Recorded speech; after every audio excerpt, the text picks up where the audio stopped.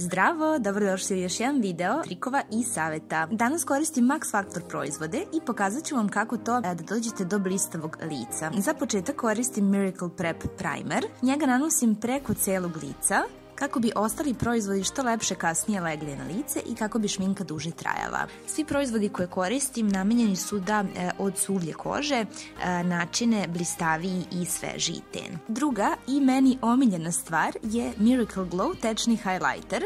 Njega možete nanositi na ključne delove lica koje želite da highlightujete, međutim ja volim da ga nanosim i preko celog lica kako bi mi celo lice bilo kasnije blistavije.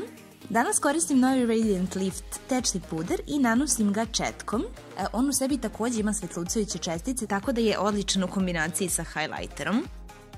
Sledeće na redu je Radiant Lift korektor. Nanosim ga direktno ispod očiju sunđerom, a zatim prstom utiskujem kako bi se proizvod lepše naneo. Sve to moramo da fiksiramo. Za to koristim Max Factor Facefinity kameni puder. Možete fiksirati samo te zone ukoliko vam je koža kombinovana ili celo lice. Ja ću fiksirati celo lice i prelazim na rumenilo.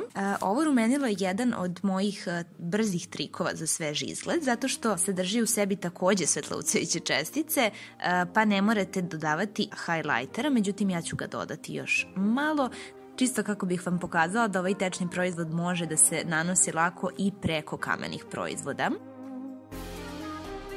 Što se tiče usana, koristim Honey Lacquer sjaj za usne, jako prijatan i lepo se sija.